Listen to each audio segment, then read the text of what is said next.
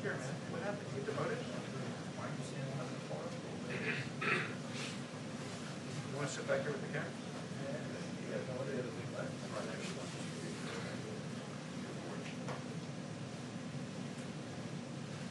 Yeah, he's up there.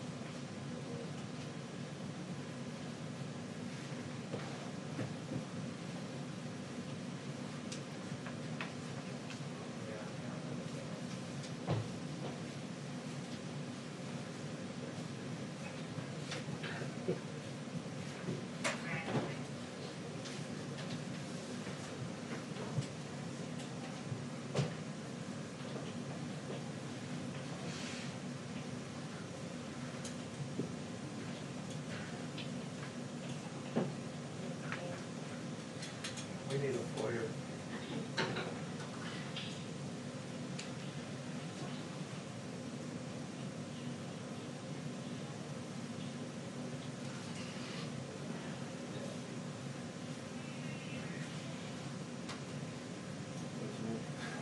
No.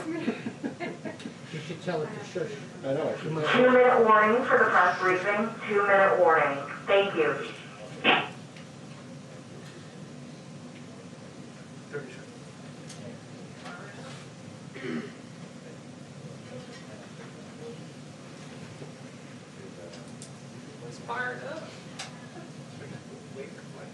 Brian, come by, Dave. Come on in, Chip. Thank you, brother.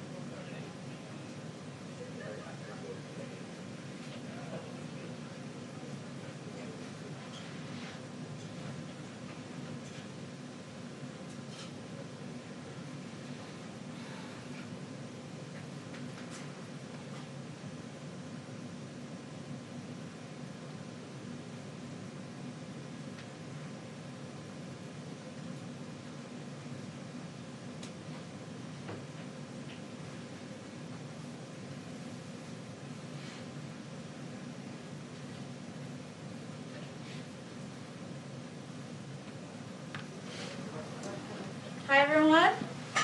Hi. Good afternoon.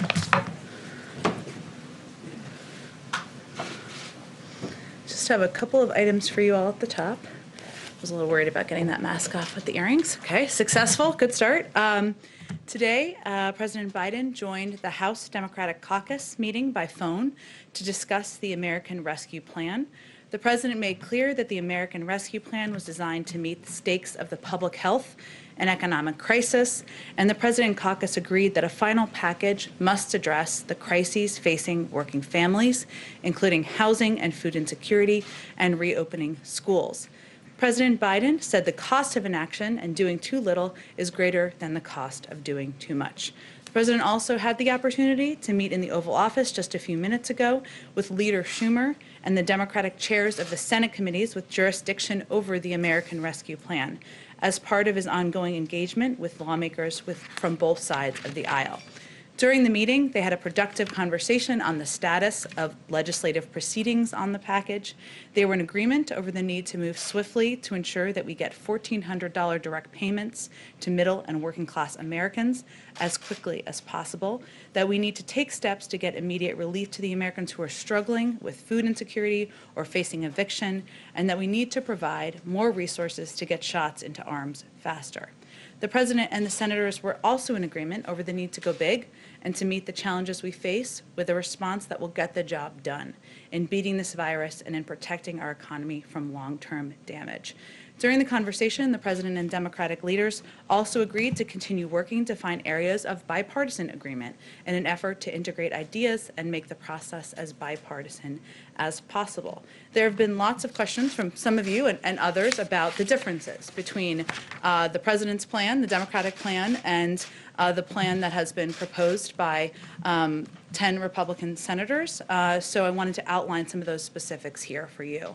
The president's plan would fulfill his pledge to finish getting $2,000 checks to hard-hit Americans and ensure that, for example, a kindergarten teacher making $60,000 a year isn't left without additional support. Their plan wouldn't provide that teacher with direct relief.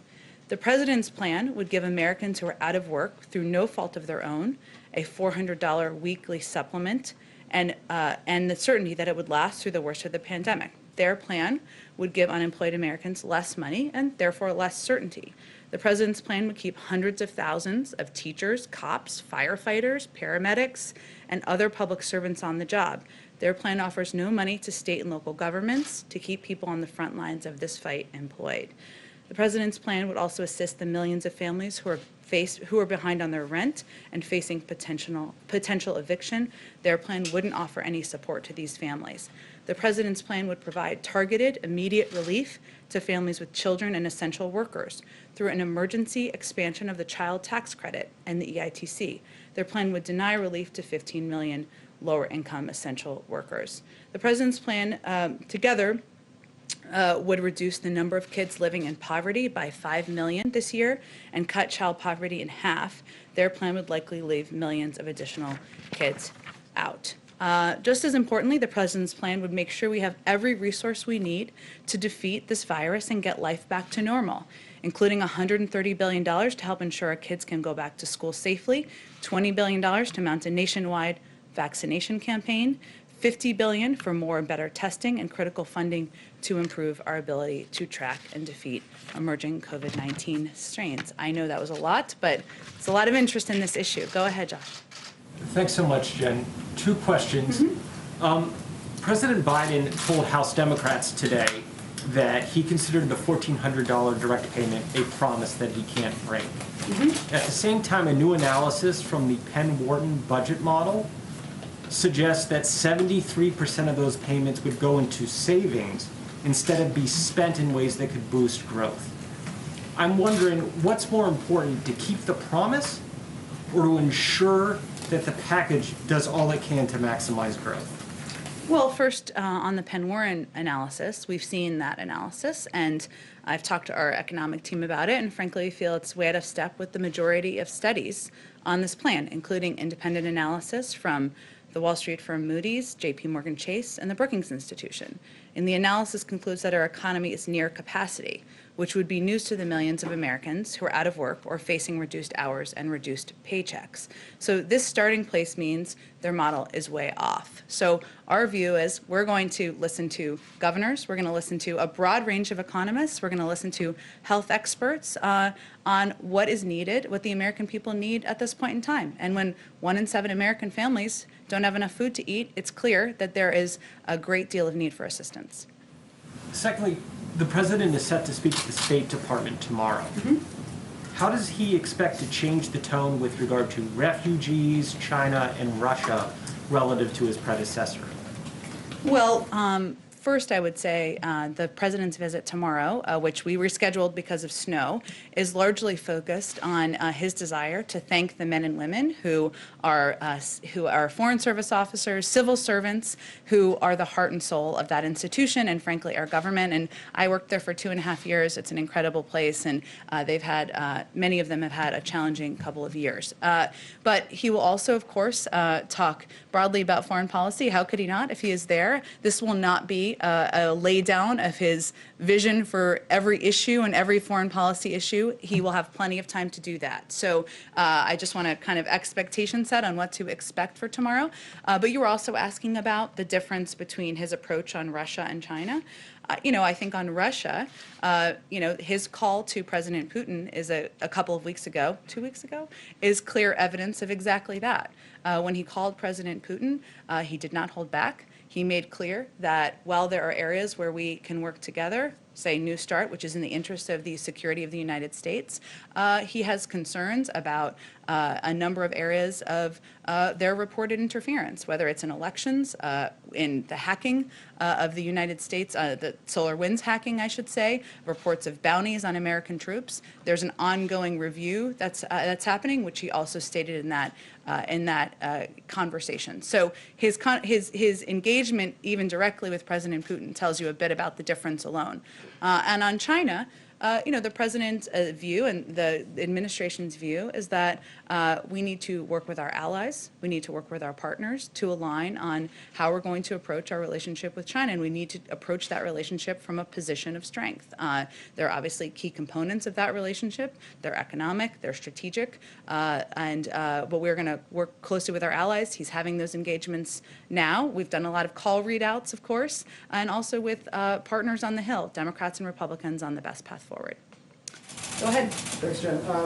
The Republican plan matches you guys up on the national vaccine top line and also the testing top line. But you ticked through some pretty significant differences between the two proposals. I know we ask this seemingly daily at this point, but where is It's your job. where is the space for bipartisan agreement when the differences are that significant across major components of what the president wants? Well, an area where there's agreement to work together on is funding for small business. And that's something, of course, Democrats and Republicans want to do. Our view is that this bill itself is bipartisan. 74% of the public support it, Republicans and Democrats, independents across the country. And there is agreement that it's important to work with many Republicans and Democrats who fall on different parts of the political spectrum to put their ideas forward and consider them. And that's part of the conversation and part of the process now happening on the Hill. We will see. We will see what proposals that improve the bill, that make it better, and there's certainly an openness to that. One more quickly.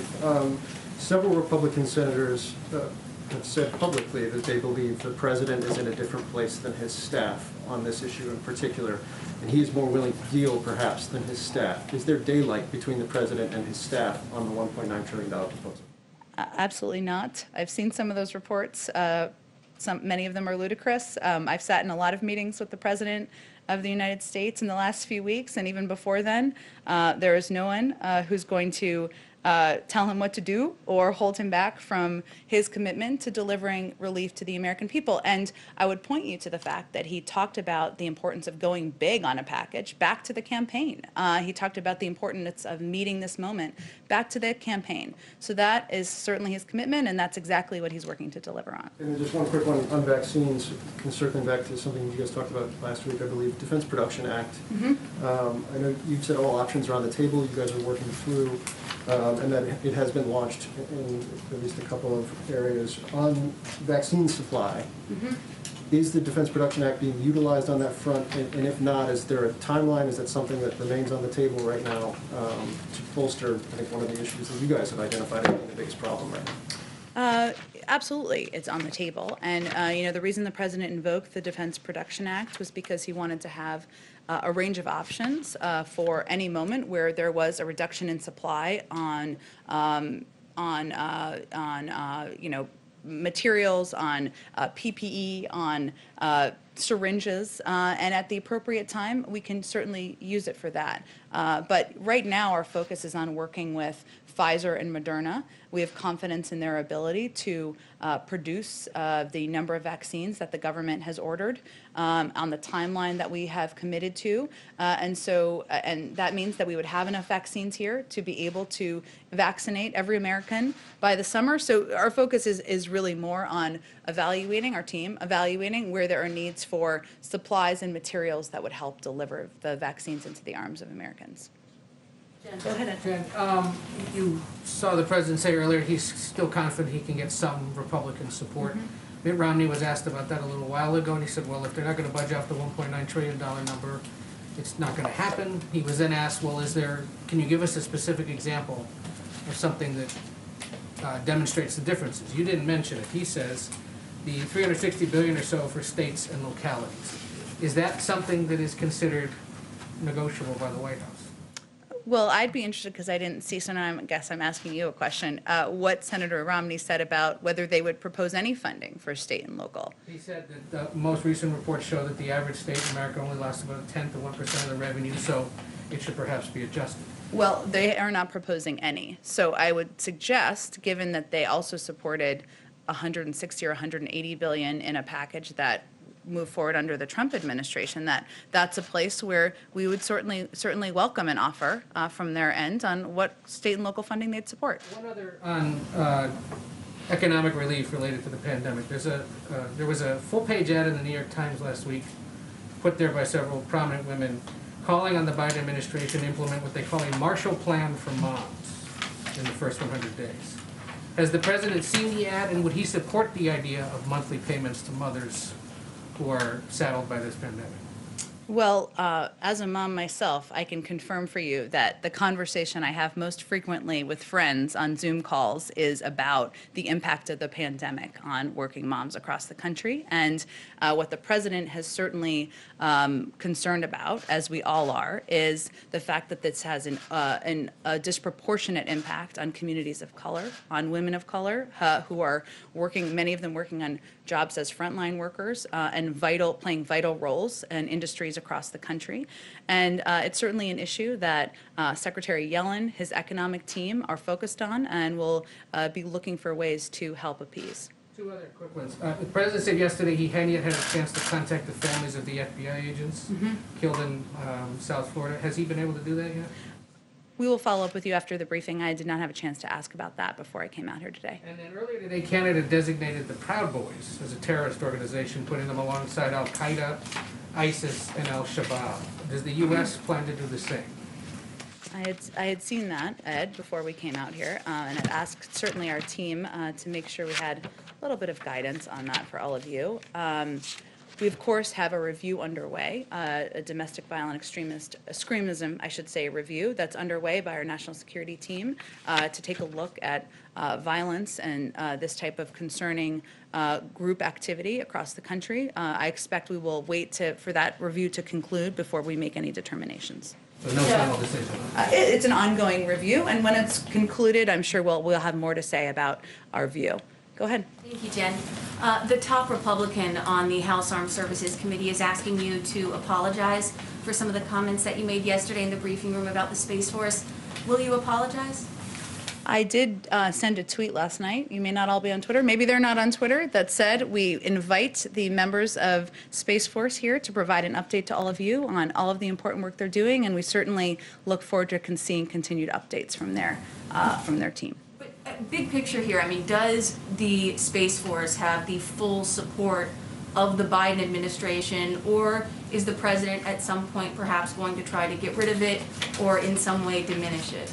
They absolutely have the full support of the Biden administration, and we are not revisiting the decision to establish the Space Force. The desire for the Department of Defense to focus greater attention and resources on the growing security challenges in space has long been a bipartisan issue, informed by numerous independent commissions and studies conducted across multiple administrations. And thousands of men and women proudly serve in the Space Force. As you know, it was established by Congress, and any other steps would actually have to be taken by Congress, not by the administration. One more space question. NASA's Artemis program, which was the Trump-era program to return American astronauts to the moon by 2024. What is the president's plan? What is he going to do with that program? Is he going to keep it intact? I am personally interested in space. I think it's a fascinating area of study, but I have not spoken with our team about this particular program, so let me see if we can get you a more informed overview of that. Okay, one more question, if I could. Sorry about the president's comments last night as he was paying his respects to the FBI agents that lost their lives or were injured. He said, by and large, the vast majority of these men and women are decent, honorable people. What did he mean by that, the vast majority part? That's exactly what he meant. Go ahead, Kristen. Thank you, Jen. President Biden has been very clear that one of his core promises to the American people is to try to unify this country. How can he take steps to unify the country while the impeachment trial is going on next week? Well, he can focus his efforts, which is exactly what he's doing, on delivering necessary relief to the American public and using his forum to talk about how he's going to reopen schools, how he's going to get shots in the arms of Americans, how he's going to ensure that the 1 in 7 American families who are concerned they can't put food on the table can do exactly that. That's how he's spending his time as we started this briefing, and how he will continue to spend it moving forward. What's his message to Republicans who say that the very trial itself undercuts any efforts at unity? He invites Republicans to work with him on bringing relief to the American public, and that's why he invited them here, many of them here on Monday, and why he will continue to engage with them moving forward. Talk about his agenda. President Biden has been signing executive orders, speaking to the American people almost on a daily basis. Obviously, the focus is going to shift to the Senate next week. How concerned is he that the Senate trial will undercut his momentum?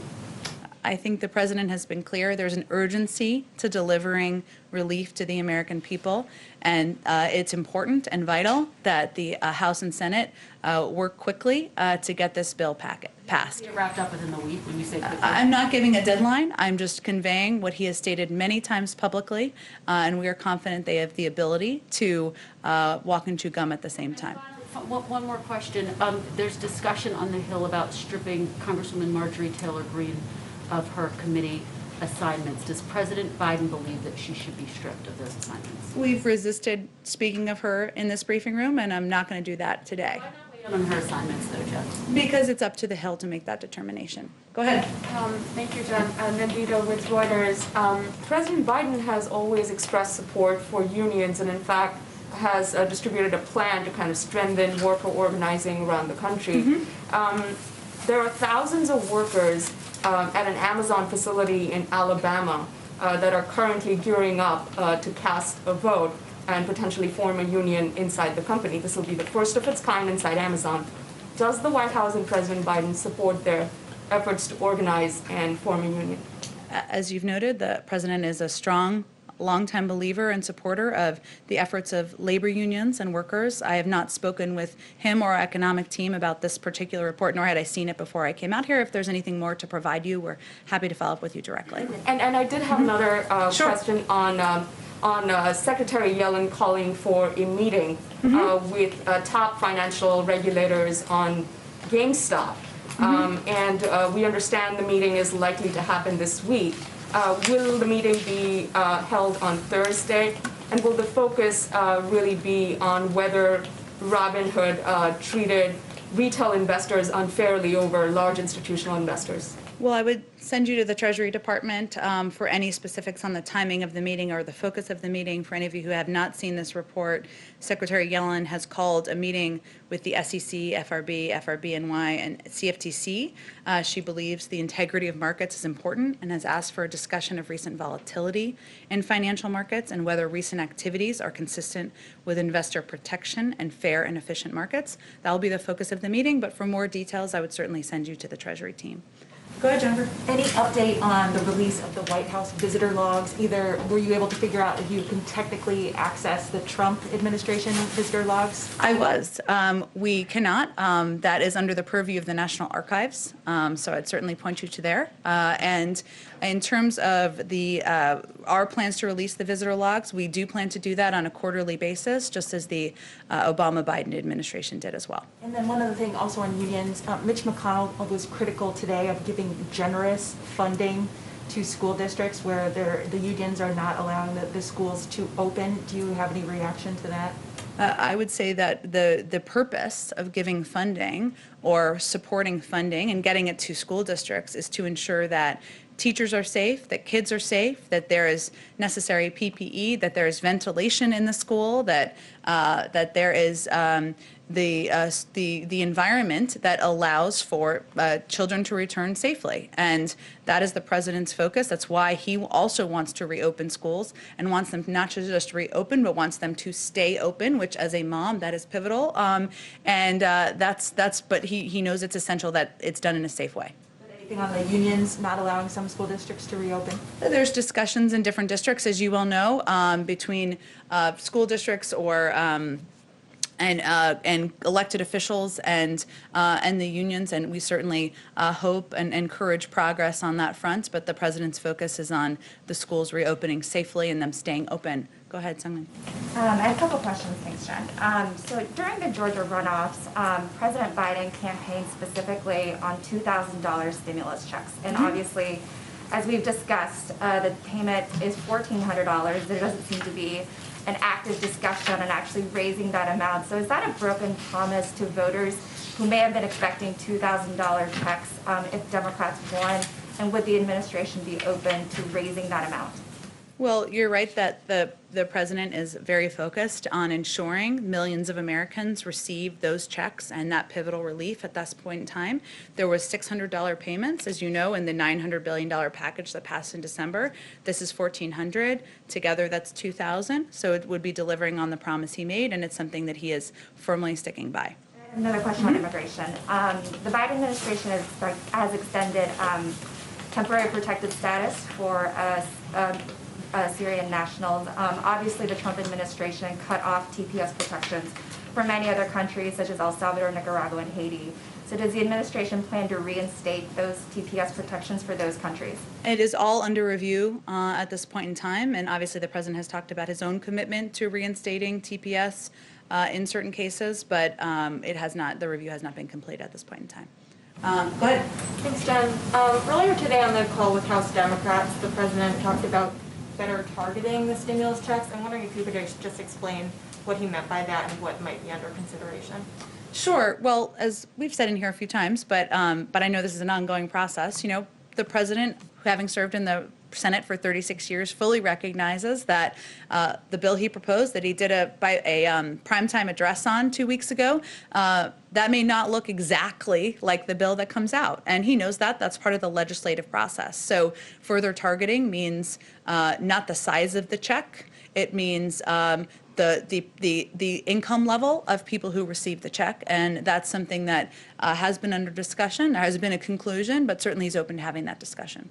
And I also want to ask, in the previous administration, often when coronavirus cases came up in the White House, people tested positive, it came out in the news media. I was wondering if this White House has a policy on releasing information about people who test positive in the White House or in the administration who have contact with White House officials. Sure. Well, if for anybody who covered the campaign, and I was not on the campaign, but what they tried to do was be very transparent about anyone who had any contact with, would have been in close proximity to the president or vice president, and release if they had a COVID positive test. And so we will certainly model that transparency if and when that occurs here, and venture to provide accurate and up-to-date information as quickly as possible to all of you. Not through the media, but directly.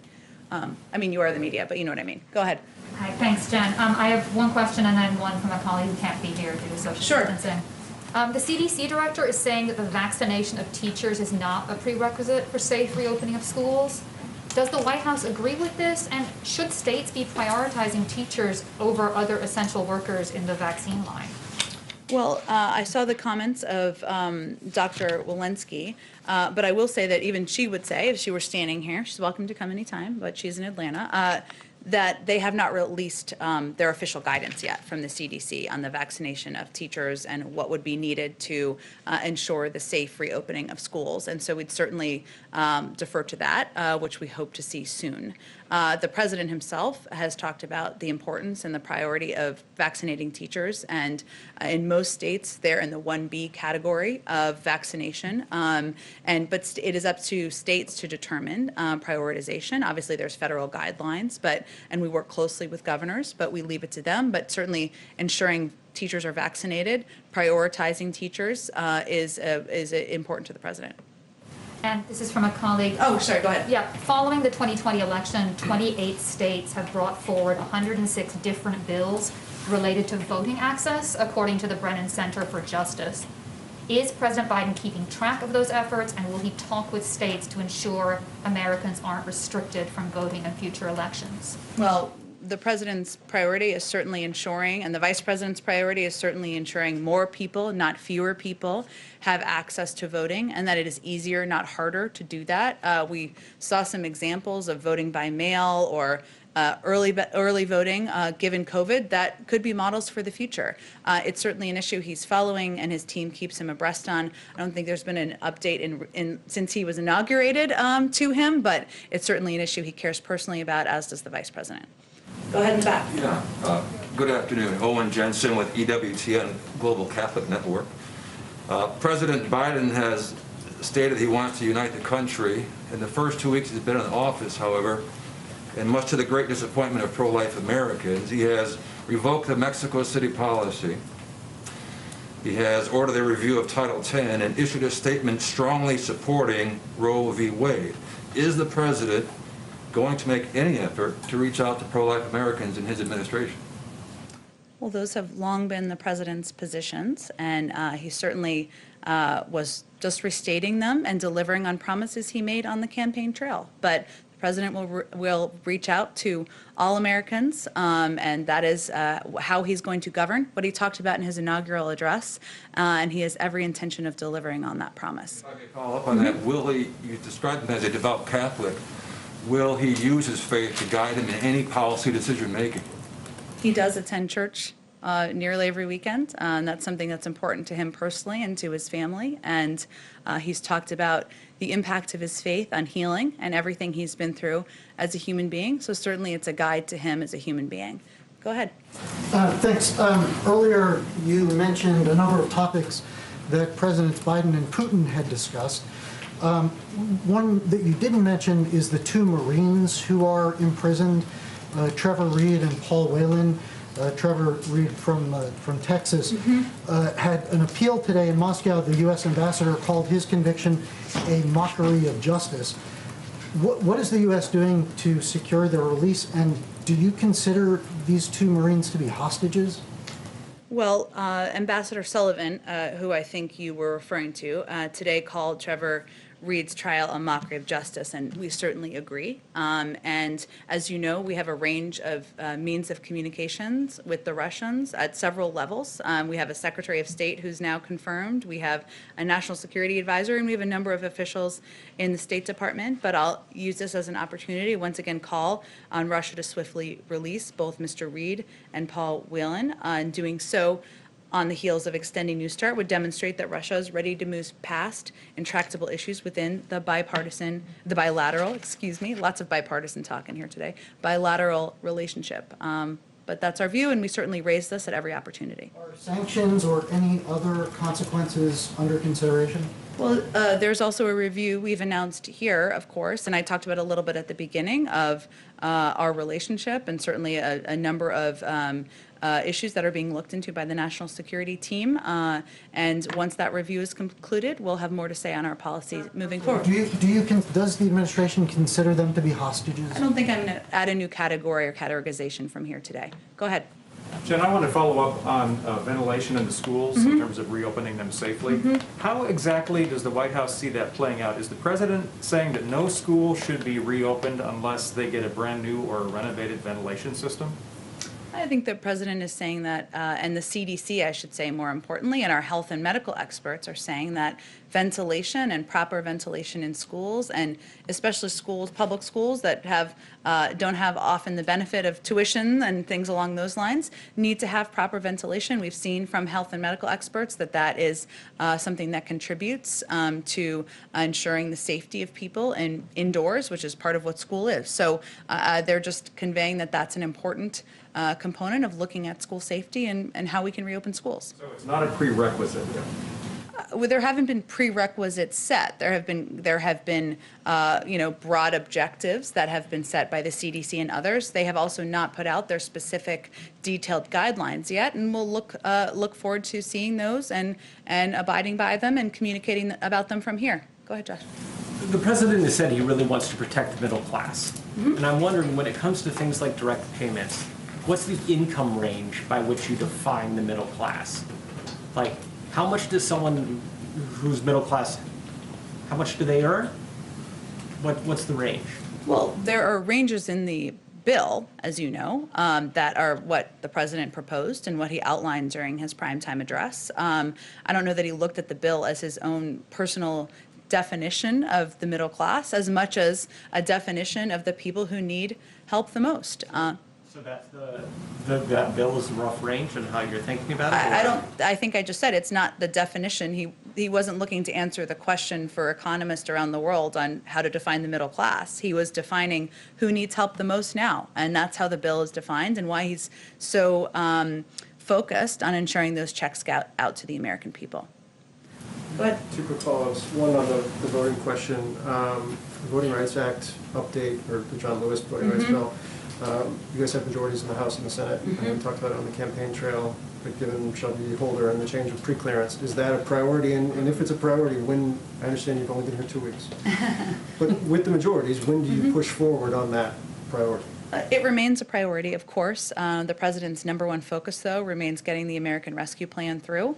He's also going to talk more about a Build Back Better plan as we get into the early spring or late winter, I guess, and that will be another priority as an immigration package that he has proposed to the Hill as well. So ensuring that it is easier to vote, that more people have access to voting, that we are making it, a part of the right of being an American is a priority to the president. But I don't have a timeline or a date for you on when we would push for that bill to move forward. One other quick one on Burma. Leader McConnell, after he spoke with the president yesterday, said he expects the administration to quickly sanction the military leaders.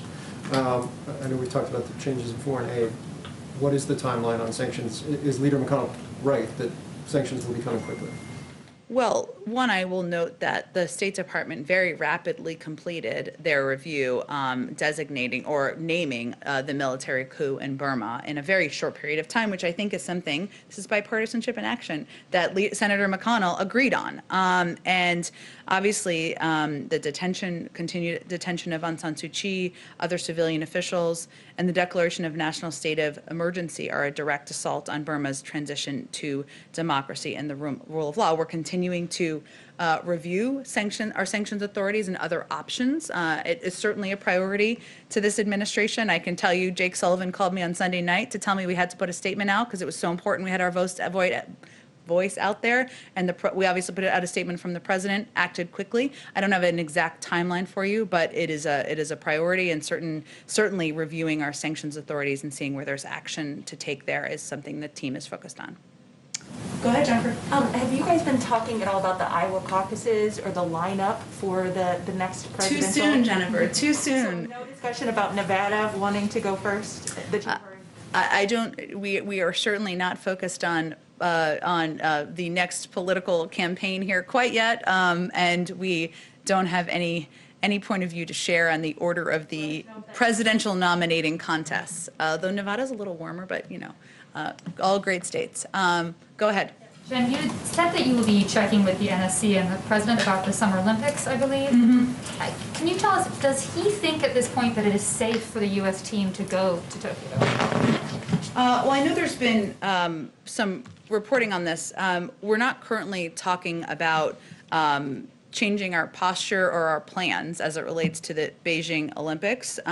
We consult, of course, closely with allies and partners at all levels to define our common concerns and establish a shared approach, but there's no discussion underway of a change in our plans from the United States at this point in time. Go ahead, Todd. Thanks. One of the law enforcement gaps that was identified after the riot of January 6th was that President Trump had insisted on this focus on Antifa, and I'm wondering what President Biden has done to redirect an emphasis on right-wing extremism. Well, we've launched an entire review on domestic violent extremism that would cover that across the board, activity across the board, concerning activity across the board. It's not a political review, it's a review of domestic violent extremism. And our plan is to look at that, have our team look at that, again, not through a political lens, but through the lens of national security experts and teams who have expertise in this area. And when that review is concluded, we will have more to say on it. Can I just follow up very quickly on the Olympics? You said Beijing. I'm asking about Tokyo. Oh, sorry. There's a lot of Olympics questions going on. Does the president think that it is safe for U.S. athletes this year? Again, nothing has changed about our plans. And I would send you to the USOC to discuss anything further on plans for athletes.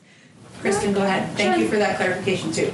Lots of Olympics. Can I follow up with a previous question and just circle back to President Biden's comments yesterday in the Oval Office when he said the vast, vast majority of U.S. law enforcement officers were decent, honorable people? Why did he think it was important to stress that the vast majority are? Because I think he believes that the men and women who have been serving our country in a variety of capacities have been criticized, some have been threatened. The roles they're playing have been questioned over the last several years, and he wanted to reiterate his support for the important work they do. It's also why he's visiting the State Department tomorrow.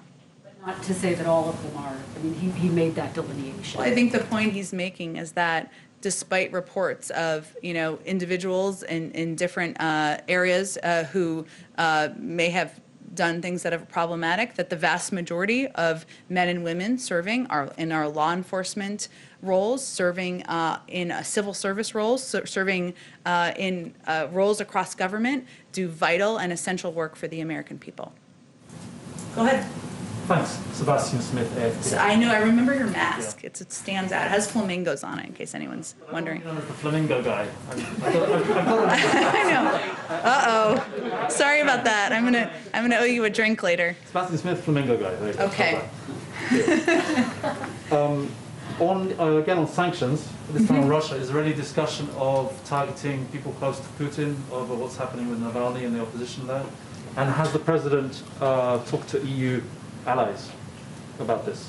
The president has certainly spoken with a number of European allies about a range of issues of mutual interest, of course, including Russia. In terms of what sanctions options may exist or what options in terms of a response may exist, the president, of course, reserves the right to respond in the manner and course of his choosing at any point in time. But we're going to let this review complete, and then our policy teams will make decisions about any specific steps they'll take in response. Okay, just a little one related, but not exactly the same. Does the president have any position on the activity, the presence of outlets like Russia Today and Sputnik, which I believe maybe even come here sometimes, I don't know. Does he have a position on that? Because in some countries they're seen as out-and-out propaganda tools of the Kremlin. Given things are fairly frosty with Putin right now, what's the position on that? I have not spoken with the president about RT or Sputnik. I think it's pretty factual to say they are tools of propaganda who work on behalf of the Russian government. I don't know that anyone would question that, or raise your hand. I'm happy to discuss. But I have not discussed that with him specifically. I do know that when I was at the State Department, they attended the briefing. I had a little fun with them from time to time, but they attended the briefing, they asked questions, but I think there's no question as we're trying to decipher information that's accurate and inaccurate, it's important for the American people to know that there are outlets working on behalf of foreign governments who have an agenda, and they're not playing the role of free press and free media as you all are. Are you okay with them working in the White House, for example? I haven't seen them around here. I'm not sure if they're in the White House Correspondents Association. You'd have to ask them that question. But all I'm conveying is it's important for people to understand and know that there's an agenda and that they are not the same as AP, ABC, other outlets, BBC around the world. Go ahead, Todd. Can you clarify what President Biden's goal is for the number of vaccines? I thought he had raised it to 150. But Zients on today's call said that it was 100 million. The president is always going to push his team to go as big on vaccine distribution as possible, but our goal remains 100 million shots in the arms of Americans in 100 days. And that was a goal that was set in the fall before a single vaccine had been put in the arm of an American, and it was seen as bold and ambitious at the time. But we're not going to stop at 100 million. We're not declaring victory. We wanted to set markers for ourselves. So that's the marker we set, and we're working to achieve it. Go ahead. Senators Coons and Carper earlier today said that cabinet confirmations came up during their meeting. I was wondering if the president's been frustrated by the pace on the Senate side and whether he had raised that with his messages to senators. Well, presidents always want it to move faster. That's what I can confirm, having been here twice. But there certainly was a delay in the confirmation of a number of our cabinet nominees. Over the course of weeks, some of them were slower paced than they should have been early on, and there are people we would like to see in place. Obviously, Ali Mayorkas was fortunately confirmed yesterday to Secretary of Homeland Security. We'd, of course, love for the Senate to move forward with the confirmation of Attorney General Merrick Garland, a future Attorney General, I guess I should say, Merrick Garland, in order to deliver on the President's promise of an independent Justice Department that's not influenced by politics. That would certainly be a break in the past. So there are still key positions that have not moved through the confirmation process that we are eager to see move forward. We have seen, though, some progress in the last week or so, and a number who have moved forward. Former Mayor Pete Buttigieg, of course, yesterday just confirmed as the first LGBTQ secretary in a cabinet. He's going to play a pivotal role on our economic planning, but there's more to be done. It's something that the president and his team will continue to push on to get his full team in place. Go ahead. Do you know on the cloud contract for that the Pentagon awarded to Microsoft, do you know if the Biden White House is going to review that at all? Because, I mean, you know that during the Trump administration it was awarded to Microsoft instead of Amazon, and President Trump had some feelings about Amazon. And I heard that, saw that. A review? I would certainly send you to the Pentagon on that, Jennifer, and if there's more to report from here, I will let you know, but I would certainly send you to the Pentagon. Go ahead all the way in the back. And would President Biden be open to having mandatory year-round schooling to get kids caught up, so many kids who are falling behind? Would be open to something like that, or having full-time summer school, whatever it takes? I have not discussed full-time or year-round schooling with the president. Of course, as you know, that requires often state funding, and that often is up to governors to know if they can provide that funding. But I don't think I have anything further for you on that. All right. Did anyone not get a question? Okay. Thank you, everyone.